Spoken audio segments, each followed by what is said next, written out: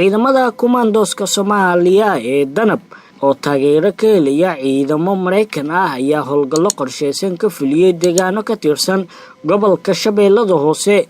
ciidamada Danab iyo ciidamada Mareykanka ayaa howlgalka ka fuliyay deegaanada Beledul Aamin iyo Hanti Wadaag oo ka wada tirsan gobolka Shabeellada Hoose. saraakiil ka tirsan kumandoska Soomaaliya ee Danab oo la hadlay idaacadda ciidamada qalabka sida ayaa sheegay in howlgallada ay si wadajir ah looga fuliyay saldhigyo Al-Shabaab ay ku lahaayeen qaybo ka mid ah deegaanadaasi. saraakiisha Danab ayaa tilmaamay in saldhigyada laga fuliyay howlgalka lagu bartilmaameedsaday xubno sare oo ka tirsan kooxda argagixisada Al-Shabaab.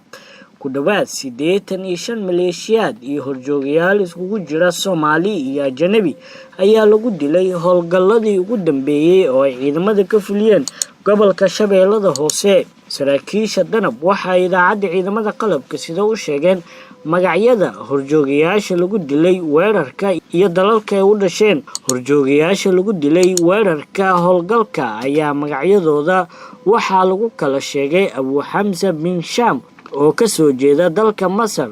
nabadiidka Al-Shabaab waxa uu qaabilsanaa dhanka tababarida maleeshiyaadka ka mid noqonaya kooxda argagixisada Al-Shabaab. Aweys Abu Hamza ayaa heesta dhalashada Tanzania. Abu Bilal Zubayr waxa uu heesta dhalashada wadanka Mauritania.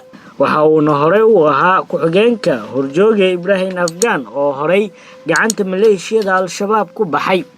Faisal bin Hayyan oo ka soo jeeda dalka Yemen.